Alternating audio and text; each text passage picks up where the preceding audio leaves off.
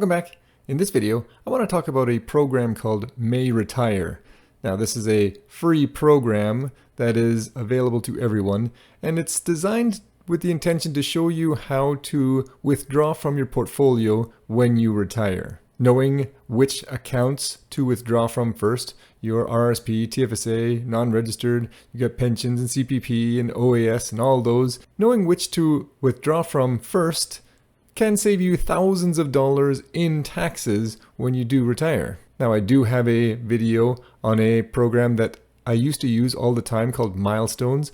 I love Milestones. I used it for years. It was a free program for a while, but they recently started charging $90 per year to use that program. Don't get me wrong, for $90 per year, it's an outstanding program, and I may go back to using it, but I'm still a few years away from retirement, and when I want to play around with some numbers and withdrawal situations and stuff like that, I'd like to use something that is free. I did have a video about different retirement withdrawal software programs that are available to DIY investors, and I did mention MayRetire in it, and I sort of quickly brushed over it, not giving it too much thought.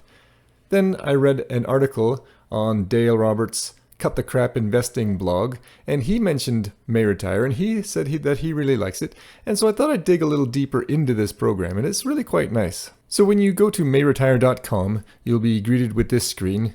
You can just read over it. It's got some information there, and you can just close it when you're done. And then you'll have this screen here. This is where you just enter all of your information. So here I've already pre-entered some data. So you can see I put in Alberta because we live in Alberta. And here in this retirement status, you have the choices of planning or retired. So if you haven't retired yet, you can put planning, or if you are retired, you can put retired. So I'm going to put planning. Let's assume it's maybe, say, a 60-year-old couple. Now, the problem with this program is that it doesn't actually do anything when you're in the planning stage. This calculator is designed for when you're retired. So when you start entering all your information for your TFSAs and your RRSPs, it's going to ask you how much is in your portfolio when you do retire. And so that does just add an extra piece that you need to do. I just use a compound interest calculator. I downloaded this one on Vertex 42, and you can just enter your data. I just assumed a rate of return of about 7.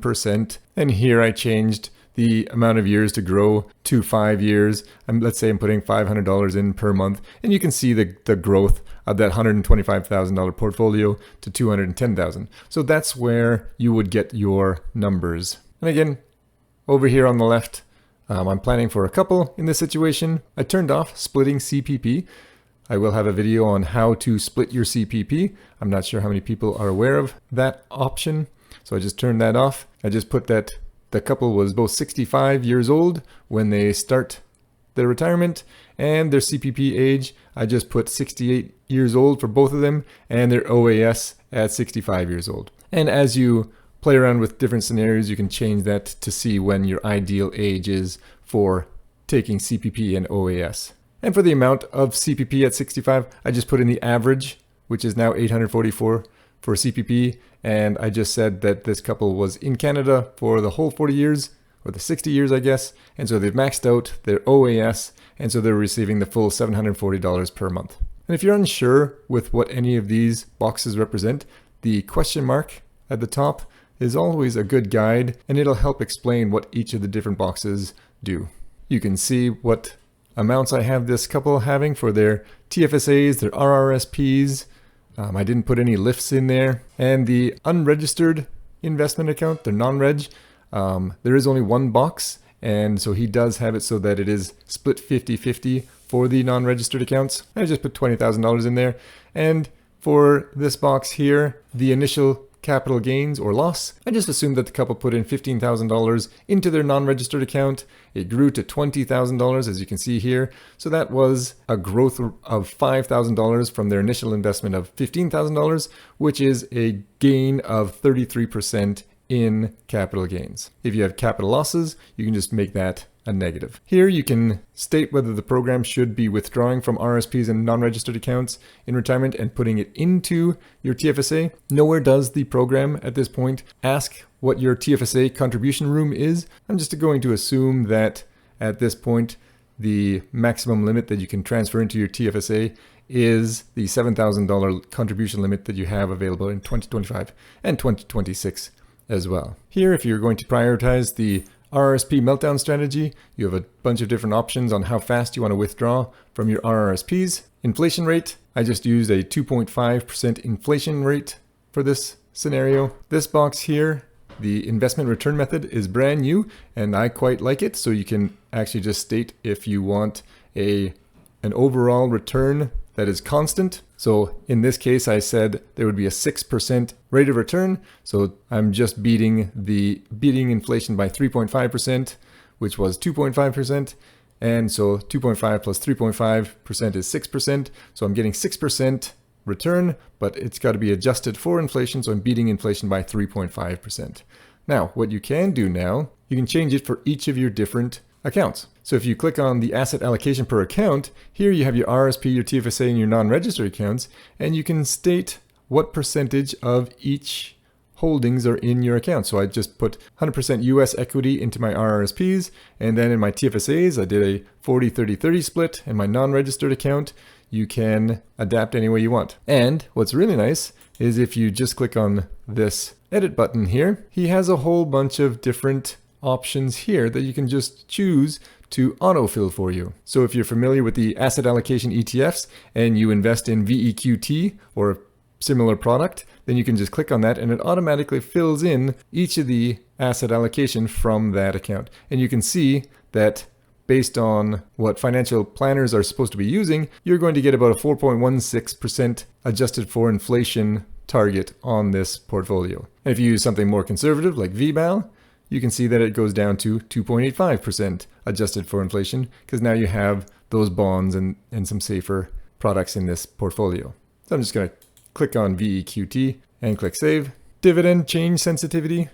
You can click on this box to read about it. Basically, it just tells the program how sensitive the dividends are to increases and decreases based on market fluctuations. And then down here in the last three boxes, you can state whether you want a constant income or if you're pretty flexible. If you have a constant dollar income, it'll ask you how much you want to live off of after tax, and that's it. But if you choose the flexible option, then you have what you want to live off of, but you're willing to go down to what? So when the market goes down, you're willing to withdraw a little bit less from your portfolio. I'm just going to leave it here for right now. And here you can see some additional withdrawals. So I've got a roof coming out in 5 years. So I've got to replace the shingles on my roof. I anticipate about $10,000. I need to buy a new car in, let's say 10 years. Here, if you click on add withdrawal, you can see all the different options that you have here. So if you're going to go traveling every year for the next 5 years, you can put in the total cost there in a fixed term for 5 years. If you have any additional income,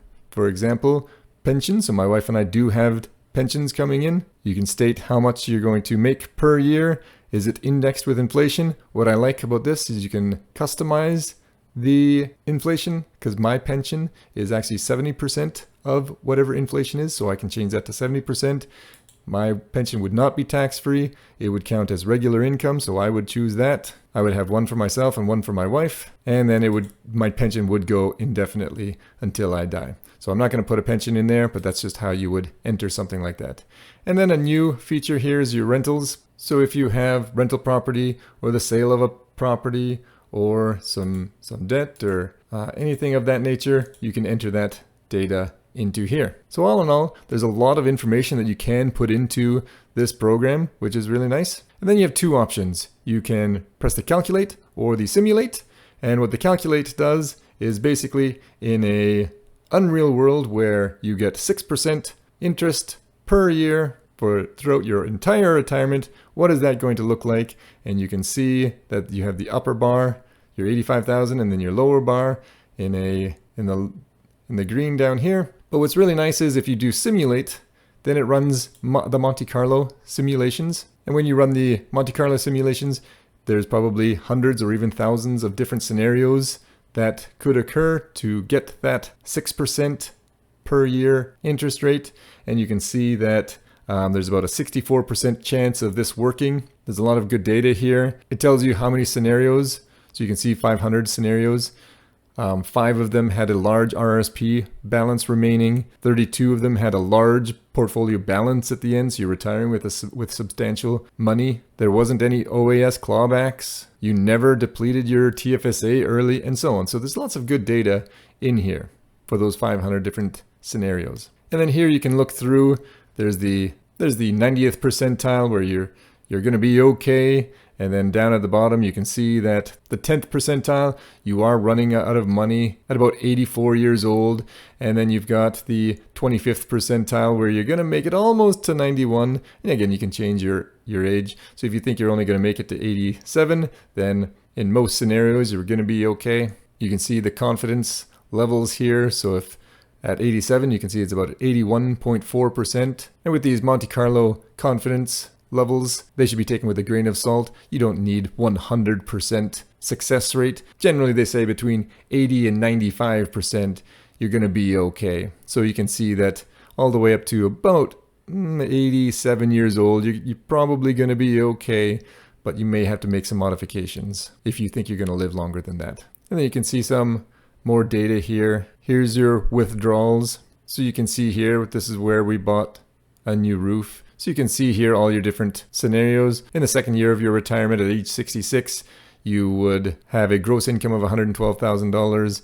You're spending $85,000 and you have $13,000 in tax, and you've contributed $14,000 to your TFSA. And where's that money all coming from? So here's your withdrawal strategy. So in that second year, you can see most of it is coming from your RRSPs. You're withdrawing that pretty heavily. You can see the red gets withdrawn before the yellow, which is your non-registered account. And you can see when CPP starts, and this darker purple here is your TFSAs. And so you can see you're making it all the way to about 87 years old, withdrawing your TFSAs, but then it's depleted in your 88th year. And then you have just government benefits that you're living off of for your last couple of years.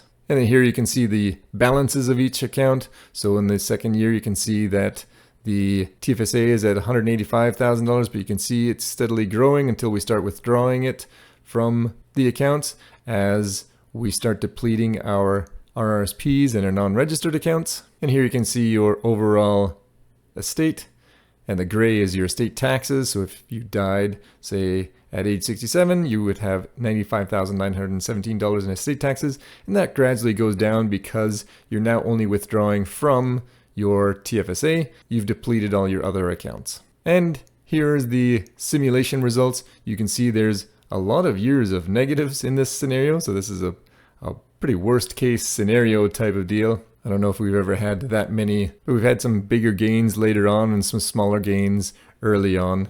And that's just from the simulation. And your tax rate throughout retirement. And then you've got all the data that you want. Which accounts is all your money coming from? How much are you going to be pulling from each of the accounts?